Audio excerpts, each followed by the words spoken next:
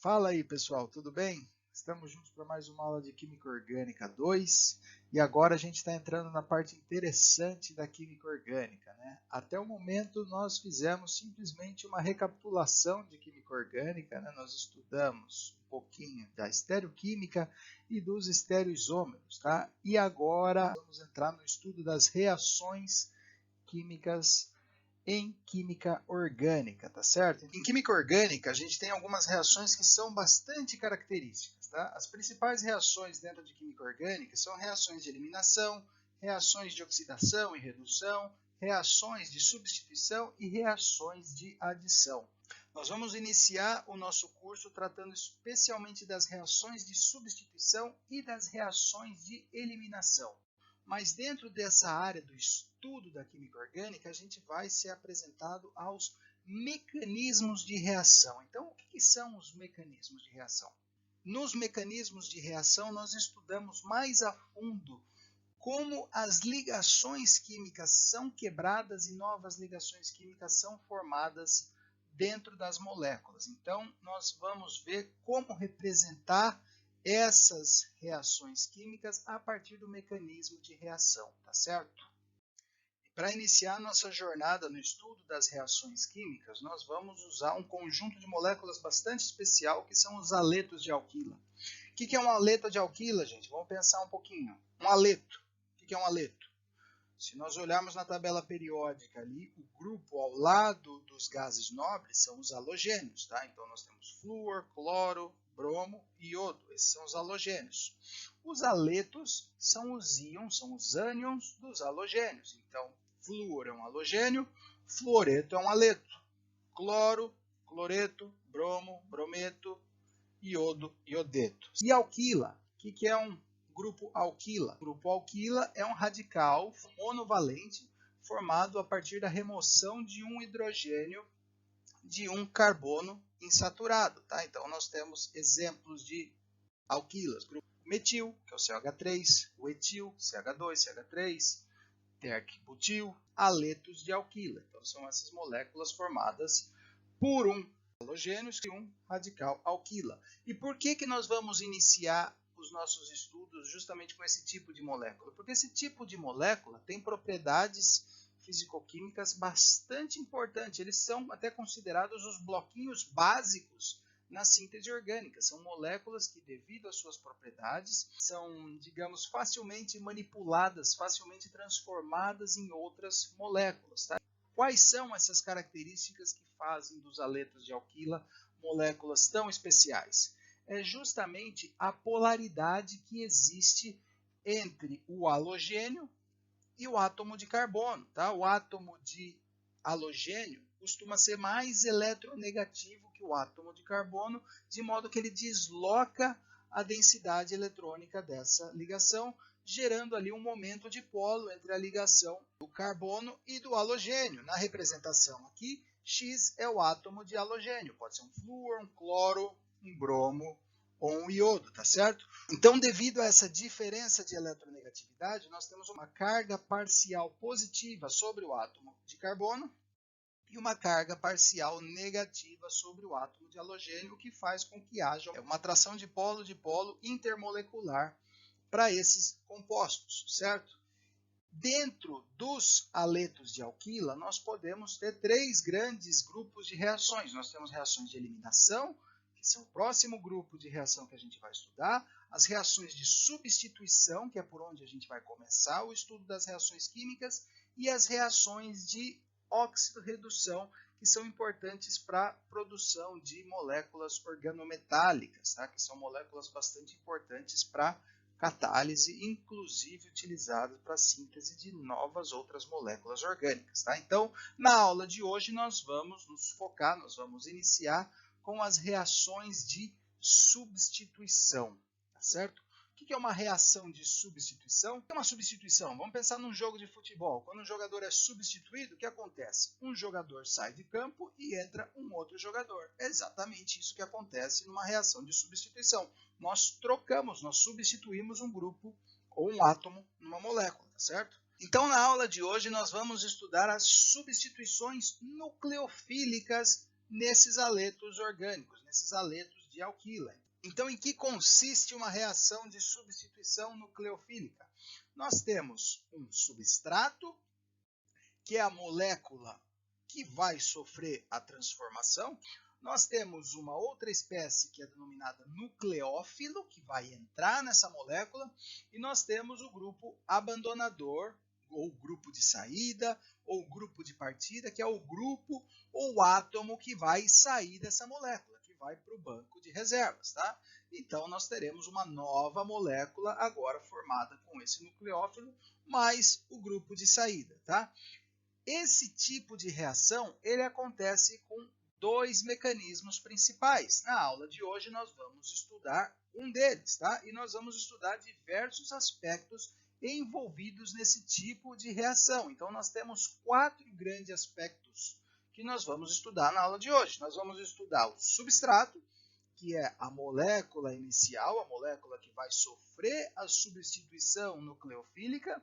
Nós vamos estudar as propriedades dos nucleófilos, que é quem vai entrar na molécula.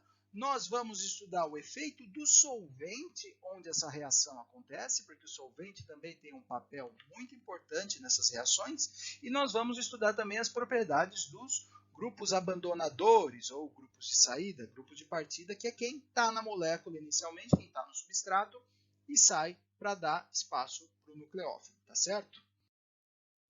Nós temos 2 tipos de reação de substituição nucleofílica. Nós vamos iniciar o estudo a partir da reação de substituição nucleofílica bimolecular, denominada simplesmente por SN2. SN de substituição nucleofílica e esse 2 aqui vem de bimolecular. Mas o que quer dizer isso daqui?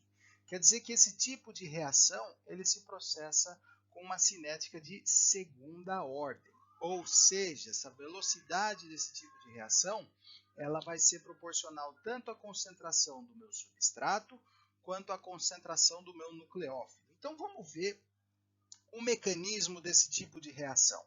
Então nós temos, como nós falamos lá atrás, o substrato. O substrato é quem vai sofrer a substituição. Então no substrato nós temos aqui um carbono, um halogênio e 3 substituintes. Tá? Não se preocupem muito com os substituintes por enquanto, a gente vai ver isso daqui a pouco. O que nós temos que prestar atenção nesse momento aqui?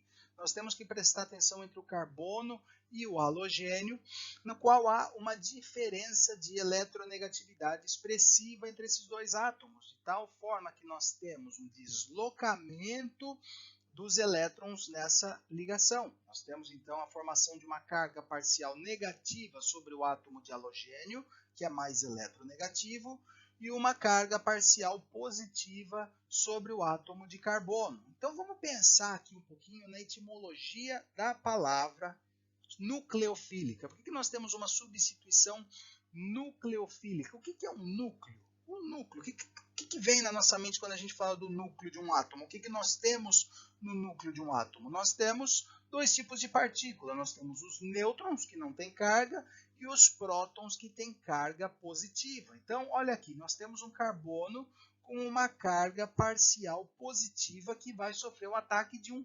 nucleófilo. O que é um nucleófilo? É alguém que tem afinidade por núcleos, afinidade por uma carga positiva. Então, um nucleófilo é uma espécie que tem um par de elétrons para ser compartilhado. Tá? O nucleófilo ele é uma base de Lewis. O que vai acontecer aqui, gente? Para representar os mecanismos de uma reação, nós temos que representar a movimentação dos elétrons tanto dentro de uma molécula quanto de uma molécula para outra. Então, o que acontece?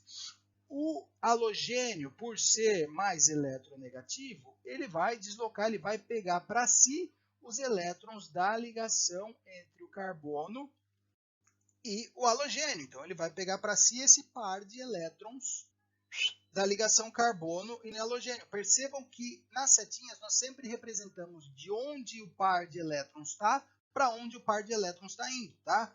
Por outro lado, nós temos aqui o nucleófilo que tem um par de elétrons que pode ser compartilhado. Então, o par de elétrons vai do nucleófilo para o carbono que tem um caráter positivo. No mecanismo de reação de substituição nucleofílica bimolecular, na SN2, nós temos algo muito interessante. Nós temos que há a quebra da ligação entre o carbono e o halogênio ocorrendo ao mesmo tempo que a ligação entre o nucleófilo e o carbono se forma, tá? Essas duas ligações, elas se transformam ao mesmo tempo. Quebra-se a ligação entre o carbono e o halogênio ao mesmo tempo em que se forma a ligação entre o nucleófilo e o carbono. Notem que aqui atrás, no substrato, nós temos uma hibridização sp3 para o carbono, então esse carbono tem uma geometria tetraédrica, e aqui nós vamos para uma hibridização sp2 com uma geometria bipiramidal, certo?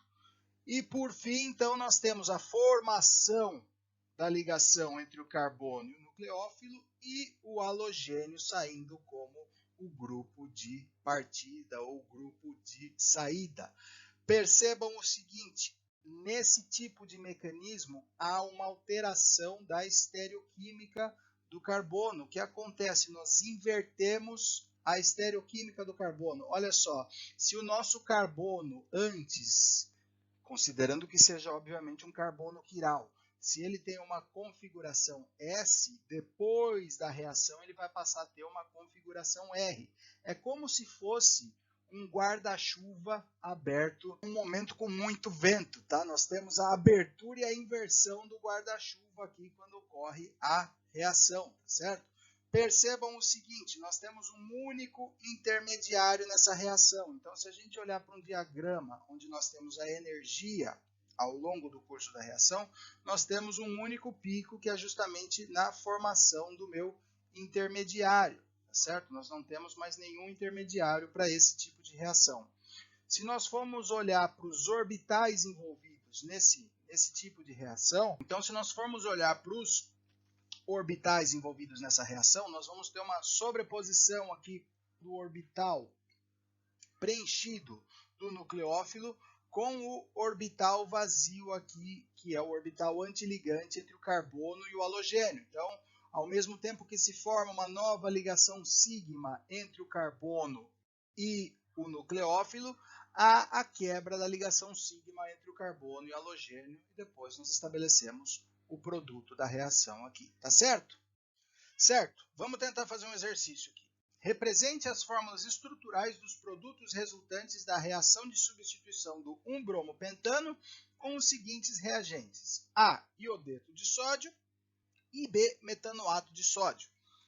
Então, a primeira coisa é desenhar a estrutura do 1-bromopentano. Então, pentano nós temos 5 carbonos, na posição 1 nós temos um átomo de bromo. Então, 1, 2, 3, 4, 5, o bromo aqui na posição 1. Vamos prestar atenção aqui, ligação entre o bromo e o carbono. Tem aquela diferença de eletronegatividade, né? O bromo vai deslocar a nuvem eletrônica dessa ligação. Então, ele vai ter uma carga parcial negativa, enquanto que o carbono tem uma carga parcial positiva, fazendo com que ele se torne alvo de um ataque nucleofílico. Então, nós teremos um nucleófilo atacando esse carbono. Na alternativa A, quem é o nosso nucleófilo aqui? Um iodeto de sódio.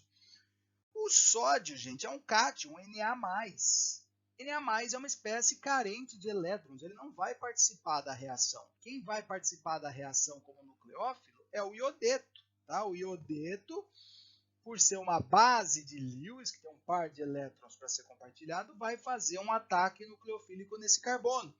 Muito importante, o ataque nucleofílico ele ocorre sempre num ângulo de 180 graus da ligação entre o carbono e o halogênio. Então, se o carbono e o bromo estão aqui, o ataque nucleofílico vai ser aqui por trás, sempre num ângulo de 180 graus.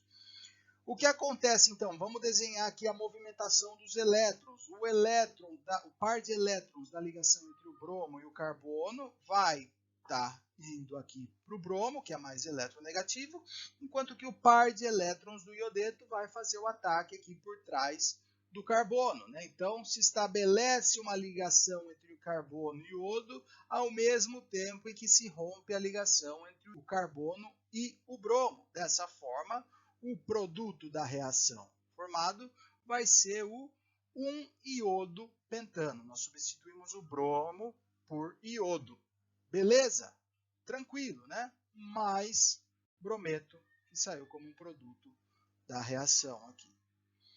Maravilha! Vamos ver aqui a outra reação, na qual o reagente é o metanoato de sódio. De novo, gente, o sódio ele vai ter carga positiva, ele não vai participar da reação. Quem vai participar da reação aqui é o metanoato.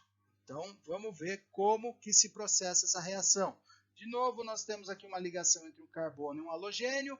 O halogênio mais eletronegativo vai roubar a densidade eletrônica dessa ligação, vai ter uma carga parcial negativa sobre o brometo e uma carga parcial positiva sobre o carbono, que vai fazer com que haja um ataque nucleofílico nesse carbono. Então, desenhando os elétrons da ligação.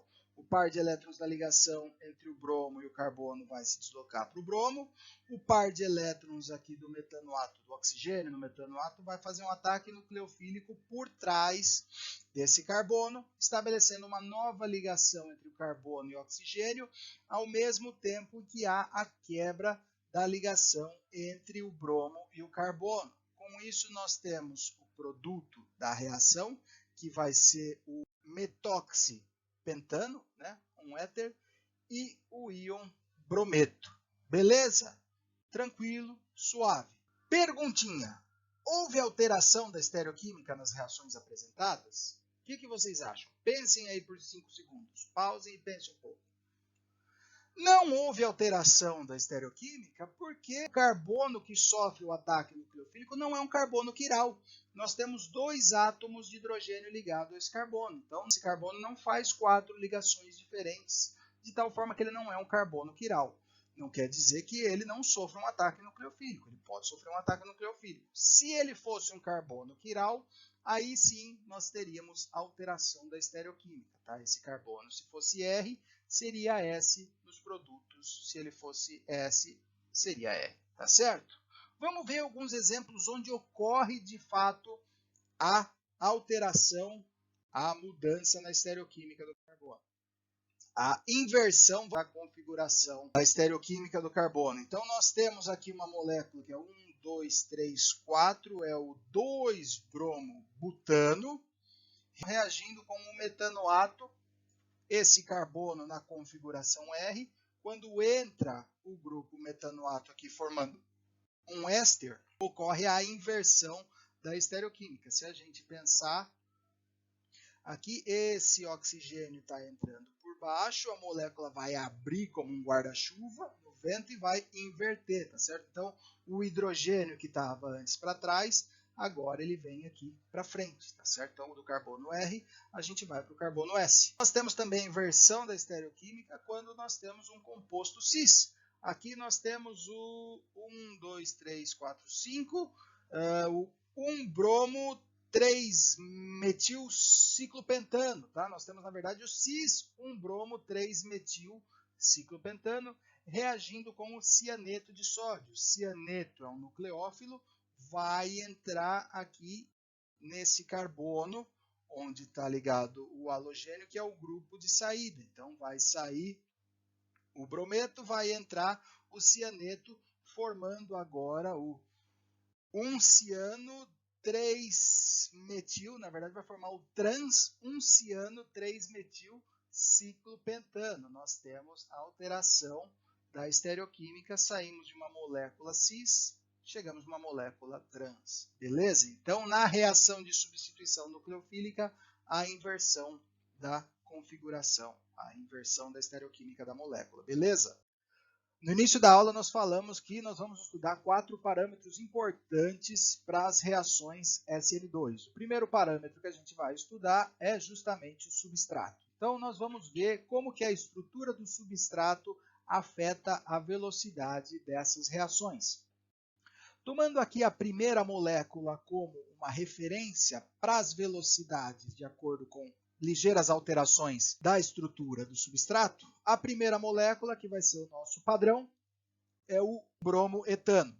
Assumindo a velocidade da reação do bromoetano como sendo igual a 1, vamos ver como se processam as outras reações, fazendo ligeiras alterações na estrutura dessa molécula.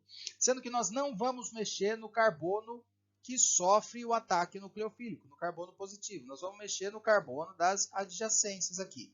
Então, a primeira comparação é indo do bromoetano para o 1-bromo-propano. Nós aumentamos aqui em um carbono a cadeia da molécula e com isso nós reduzimos a velocidade para 28% da velocidade inicial. Ou seja, a gente praticamente dividiu por 4 a velocidade da reação quando nós fomos de uma molécula que tinha 2 carbonos na cadeia para 3 carbonos. Se nós fizermos uma outra substituição nesse segundo carbono, trocarmos um desses hidrogênios por mais um grupo metil, nós vamos para o 1-bromo 2-metil-propano, tá joia? Com isso nós adicionamos um outro carbono aqui e a velocidade da nossa reação aqui já diminuiu em praticamente 100 vezes. Se nós trocarmos o outro hidrogênio aqui do carbono vizinho ao carbono positivo, nós teremos o 1-bromo 2,2-dimetilpropano,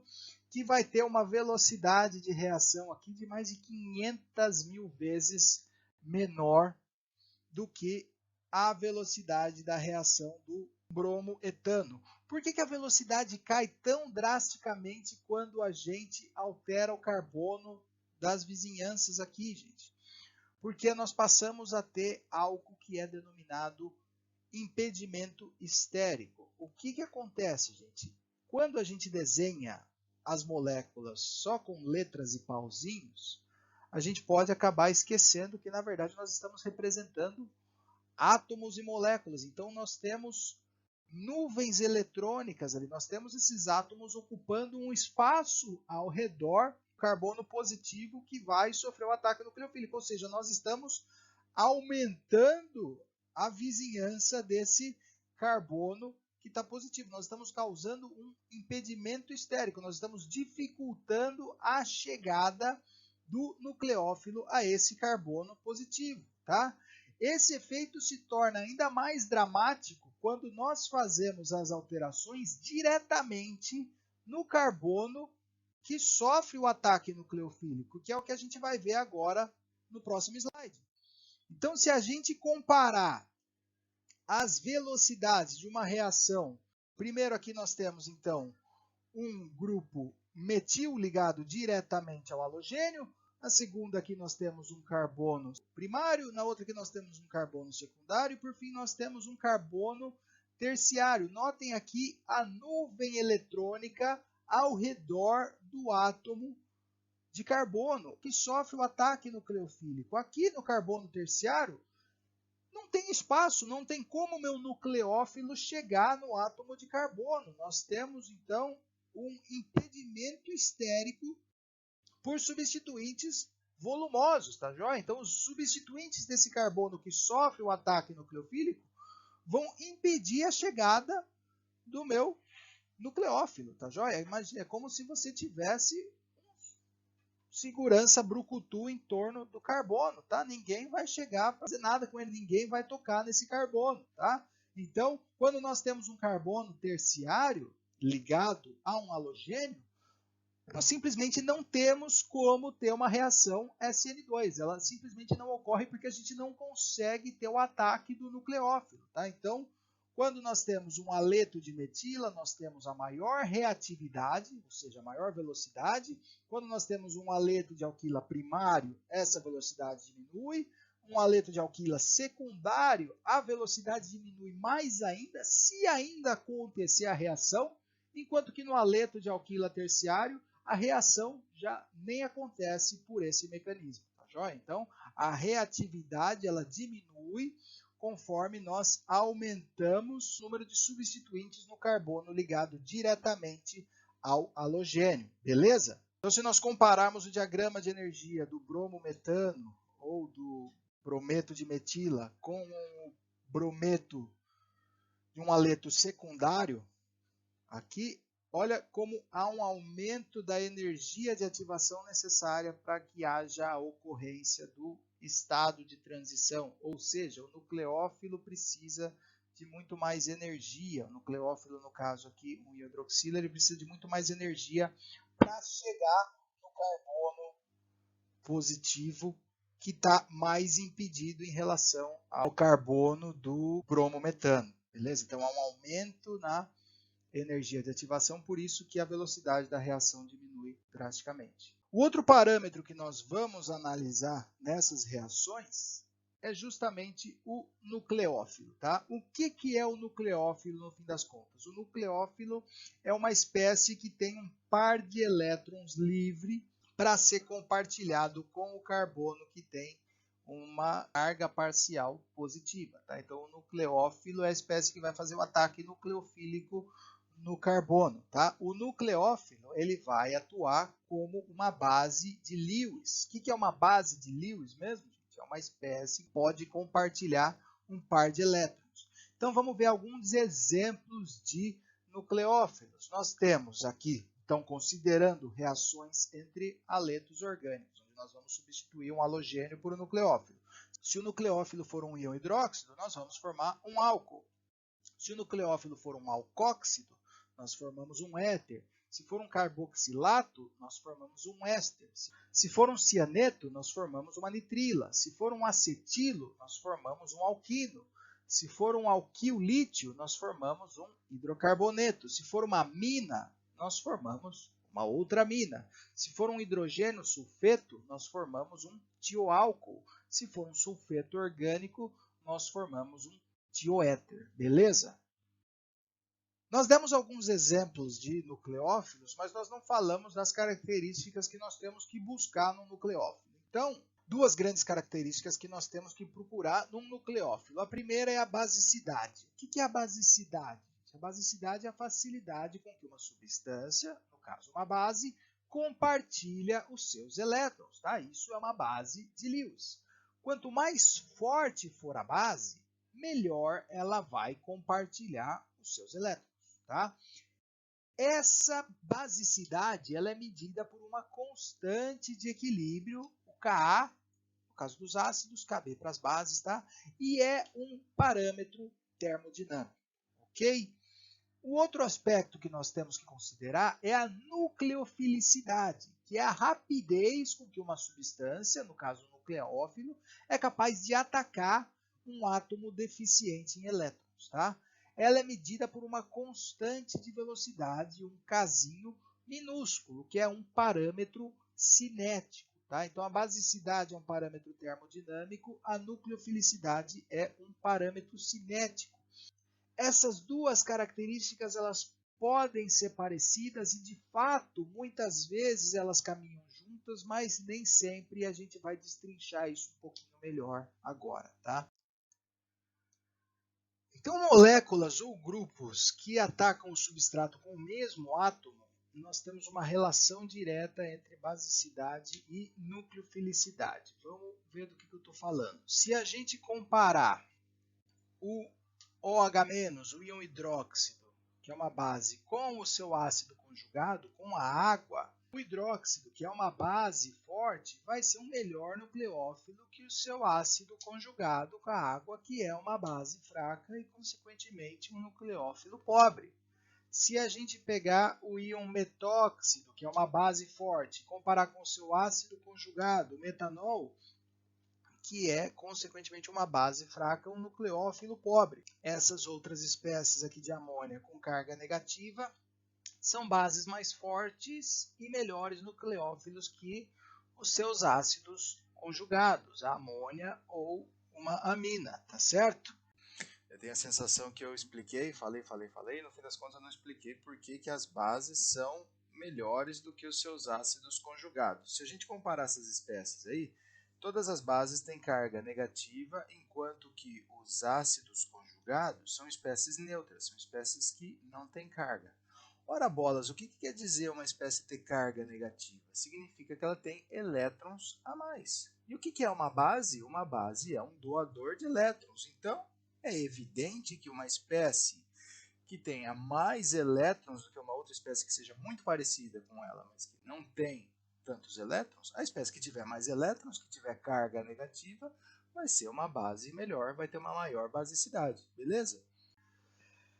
Se nós compararmos, se nós levarmos em consideração o tamanho para moléculas que têm ali um tamanho próximo, mais fazem o ataque nucleofílico com átomos diferentes, de novo, há uma relação direta entre basicidade e nucleofilicidade.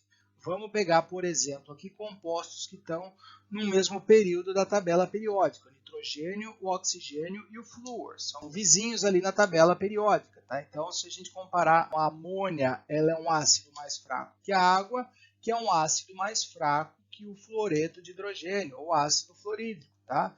Consequentemente, os seus conjugados, a coisa se inverte. Então, se a gente pegar aqui a azanida, é uma base mais forte que o hidróxido, que é uma base mais forte que o fluoreto. Então, de novo, aqui há uma relação direta entre basicidade e nucleofilicidade. No caso aqui, quanto mais forte a base, melhor o nucleófilo. Ainda falando de tamanho, tá? Se nós considerarmos, no caso de íons monoatômicos, o tamanho dos íons monoatômicos, e quem são os íons monoatômicos que atuam como nucleófilos? São os haletos. Aí tem um outro fator que entra na jogada, que é a polarizabilidade. Se a gente considerar o fluoreto e o iodeto, fluoreto sendo o primeiro haleto ali da família dos halogênios, e o iodeto estando ali mais embaixo, o iodeto vai ter um volume iônico muito maior. Consequentemente, por ter um volume iônico muito maior, ele consegue deslocar a nuvem eletrônica muito mais facilmente para fazer o ataque nucleofílico. Ou seja, os elétrons mais externos do íon iodeto não sofrem tanta interferência do núcleo, tanta atração do núcleo, como os elétrons do fluoreto, por ser muito menor. Consequentemente, eles conseguem se espalhar e fazer um ataque nucleofílico muito mais facilmente. Ou seja, o flúor ele precisa se aproximar muito mais do substrato do que o iodeto para que haja um ataque nucleofílico, tá certo? Nesse caso, a maior polarizabilidade compensa pela menor basicidade? Depende da situação. Nesse caso, vai entrar o terceiro parâmetro importante, que é o solvente. Tá? Então, a relação entre basicidade e nucleofilicidade ela é direta para reações que ocorrem em fase gasosa. Pensando em síntese orgânica, quando que as reações ocorrem em fase gasosa? Quase nunca. Dificilmente a gente trabalha em fase gasosa porque a gente tem menos controle das coisas em laboratório. É muito mais fácil a gente misturar soluções do que dois gases. Tá? Então a gente sempre vai trabalhar, sempre que possível, vai trabalhar com soluções. Pensando na solução, nós temos os solventes. Quando os solventes forem solventes próticos, a relação entre basicidade e nucleofilicidade é invertida. Parênteses, o que são solventes próticos? São aqueles solventes em que o átomo de hidrogênio está ligado diretamente a um átomo de oxigênio ou um átomo de nitrogênio. Esses solventes próticos, alguns exemplos, água, metanol, etanol, ácido fórmico, ácido acético, amônia, esses solventes próticos, eles são solventes doadores de ligações de hidrogênio. Ligações de hidrogênio, se a gente lembrar lá atrás, eram chamadas antigamente de pontes de hidrogênio. O que acontece? Vamos pensar um pouquinho. Se a gente olhar para os halogênios e para os haletos, consequentemente, conforme a gente desce a família dos halogênios, a gente está aumentando o tamanho do raio atômico e do raio iônico. E a basicidade, ela se inverte. Vamos pensar um pouquinho na basicidade dos haletos, tá, gente? Para a gente pensar em basicidade, vamos pensar no ácido conjugado dessas espécies. Então, quem são os ácidos conjugados dos haletos? São os hidrácidos de halogênios. Então, o ácido fluorídrico, o ácido clorídrico, o ácido bromídrico e o ácido iodídrico. Vamos pensar aqui, o que é um ácido, gente? Pensando ali na teoria de Arrhenius, aquela primeira teoria, o ácido é uma substância que libera íons H+. Pensando nesses caras aqui como sendo hidrácidos, HF, HCl, HBr e o HI, quem é o ácido mais forte? O ácido mais forte é aquele que consegue ionizar mais facilmente o seu hidrogênio. Tá? Se a gente está aumentando o raio atômico, a gente consegue facilmente, com maior facilidade, ionizar esse hidrogênio. Então, quanto maior for o hidrácido, mais forte é o ácido, consequentemente mais fraca vai ser a sua base conjugada. Então, para o ácido mais forte, o HI, ele vai ter a base conjugada mais fraca, tá? Então, o iodeto é a base conjugada mais fraca, depois vem o brometo, depois vem o cloreto, depois vem o fluoreto, certo? Se a gente estiver pensando na nucleofilicidade em fase gasosa, que é aquela situação que quase nunca acontece, nós temos a nucleofilicidade seguindo a regra da basicidade. Mas no caso dos solventes próticos, é o contrário, tá? O fluoreto vai ser o nucleofílico mais fraco, enquanto que o iodeto é o nucleofílico mais forte. Por que isso? Por que um solvente prótico torna uma base menos nucleofílica? Por causa da solvatação. O que é a solvatação, gente? Se a gente pensar lá atrás, os solventes próticos são aqueles que formam ligações de hidrogênio, né? São doadores de ligação de hidrogênio. Então, vai haver uma ligação, vai haver uma interação íon-dipolo. Então, pensando no flúor, que é o haleto menorzinho, ele é o que vai ter maior interação com os seus solventes na solvatação. Se a gente pensar no iodeto, que é o íon maiorzão, mais volumoso, a interação entre ele com a solvatação é menor. Então, ele tem um efeito de solvatação menos expressivo. Isso faz com que ele não esteja tão impedido para compartilhar um par de elétrons, né? Então, a interação entre as bases mais fracas e os solventes próticos é menor, tá? Então, conforme a gente desce na família dos halogênios ali, a gente está aumentando a nucleofilicidade para os íons, tá joia? Pensando aqui na nucleofilicidade relativa para uma molécula aqui, para o iodeto de metila reagindo em metanol. Há um aumento da nucleofilicidade conforme a gente vai do metanol para o fluoreto, cloreto, depois nós temos a amônia, que apesar de não ter carga, tem um par de elétrons livres sobre o nitrogênio, depois o brometo, depois nós temos o metóxido, íon cianeto, iodeto e depois o sulfeto orgânico, é o nucleofílico mais forte no caso de uma reação de iodeto de metila ou iodometano em metanol, tá certo? Então, bases fortes tornam-se bons nucleofílicos em solventes apolares, tá? Só que quando a gente tem um solvente apolar, substâncias iônicas são praticamente insolúveis. Então, o que a gente pode fazer? A gente pode usar solventes que são polares, mas apróticos, como por exemplo DMF, dimetilformamida, ou DMSO, dimetilsulfóxido. Tá? Isso são fatores que a gente tem que considerar quando a gente está no laboratório pensando, bolando rotas de síntese orgânica para montar novas moléculas, tá certo? Voltando para os nucleófilos, tem um último fator que afeta bastante a capacidade de um nucleófilo atuar bem ou mal, que é justamente o impedimento estérico, aquele mesmo impedimento estérico que a gente comentou lá atrás para os substratos. Tá? Então, a força de uma base ela não é afetada por efeito estérico, por impedimento estérico, tá joia? Até porque como é que se determina a força de uma base? O que é uma base? Uma base é uma espécie que consegue compartilhar par de elétrons com um íon H+, assim que a gente determina a basicidade de alguma coisa, tá? O íon H+, é uma espécie muito pequena, é um próton, tá? Não é à toa que a gente chama H+, de próton. O próton não vai sofrer muita influência de impedimento estérico justamente porque ele é muito pequeno. Já um nucleófilo, o que ele tem que fazer? Ele tem que compartilhar esse par de elétrons com aquele carbono que tem uma característica positiva. Esse carbono ele pode ter toda uma vizinhança ali atrás que vai impedir a chegada de um nucleófilo volumoso. Então, por mais que o nucleófilo seja uma base forte, se ele for muito volumoso, ele não vai ser um bom nucleófilo, tá?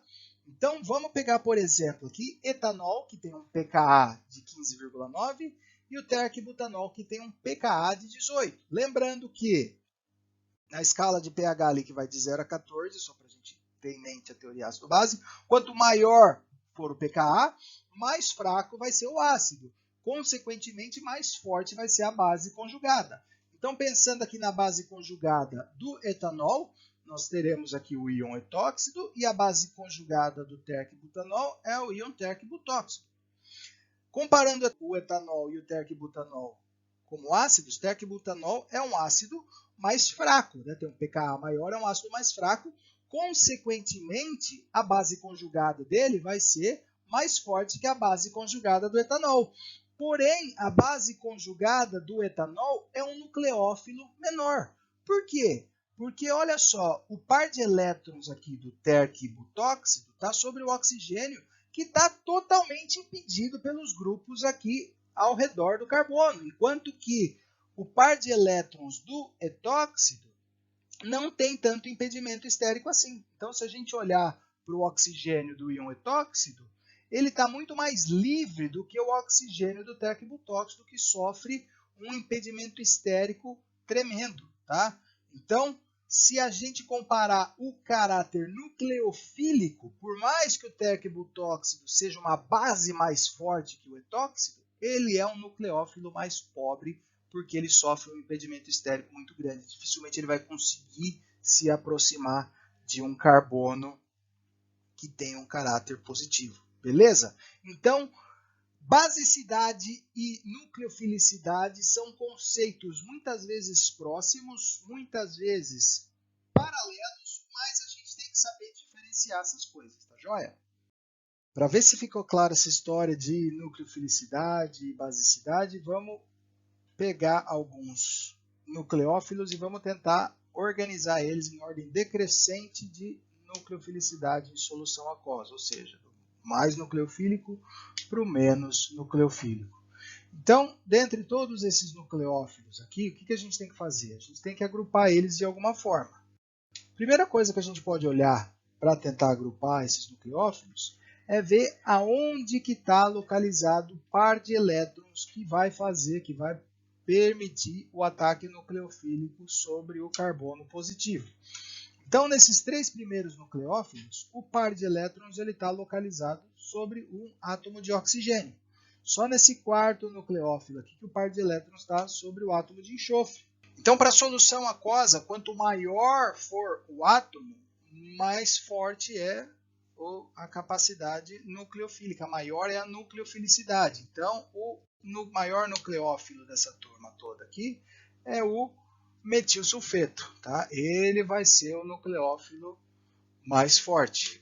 Depois, se a gente olhar para os outros três nucleófilos aqui, o único nucleófilo neutro é o metanol. Então, ele é o mais fraco, né? Lembrando que quando a gente tem uma carga negativa, a gente tem um par de elétrons mais disponível para ser compartilhado. Como o metanol tem carga neutra, ele é o nucleófilo mais fraco. Sobrou quem? Sobrou o íon hidróxido e o metanoato, tá? Vamos pensar aqui nos conjugados desses caras. Quem é o ácido conjugado do íon hidróxido? É a água. Quem é o ácido conjugado do meu íon metóxido? É o ácido metanóico. Ácido metanóico é um ácido mais forte que a água. Se ele é um ácido mais forte, significa que a base conjugada dele é mais fraca. Então, o OH- é uma base mais forte. Se é uma base mais forte, vai ser o segundo nucleófilo e o metanoato, portanto, é o terceiro. Ordenando essa turma toda aqui, nós temos então que o metilsulfeto é o melhor nucleófilo, seguido pelo íon hidróxido, seguido pelo íon metóxido, por fim, o metanol. Beleza? O último aspecto que a gente tem que considerar nessas reações SN2 é a natureza do grupo abandonador. Tá?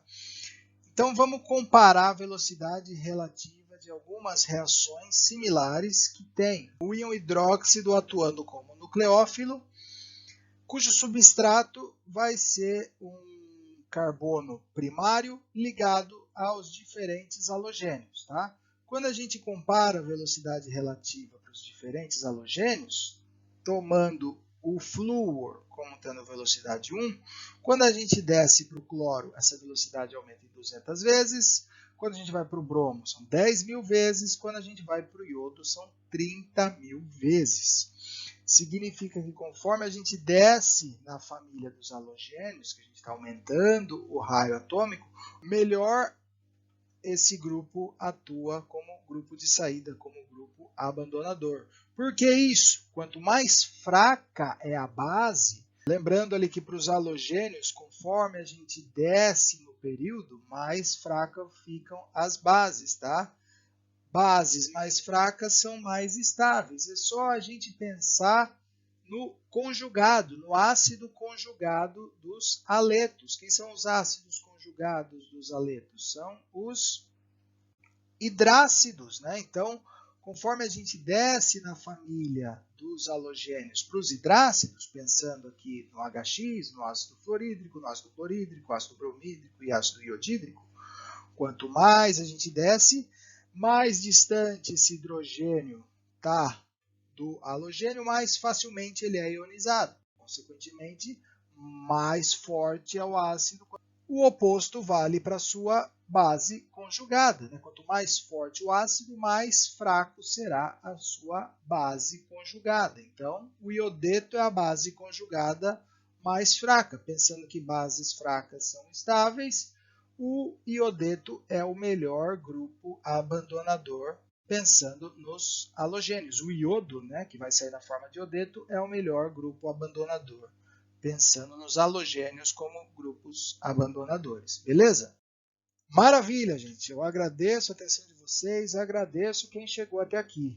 Eu sei que o assunto da aula de hoje foi bastante denso, bastante complicado, tá? Mecanismo de reação orgânica não é um negócio fácil, exige estudo, tá? Se vocês ficarem só nas videoaulas aqui, talvez não seja suficiente. A minha intenção aqui é que essa aula seja um guia para facilitar a digestão do assunto, tá? Vocês vão ter que estudar por conta. Eu sugiro, dentre as 3 referências que estão disponíveis na biblioteca Pearson, que vocês procurem o Química Orgânica volume 1 da Bruce, tá? O capítulo 10 está bem legal, está numa sequência bem bacana para que vocês estudem por conta. Beleza, gente? Eu estou à disposição para tirar dúvidas para vocês, porque eu sei que vão surgir dúvidas, tá? Se vocês não tiverem com dúvida, é porque vocês não estudaram o suficiente.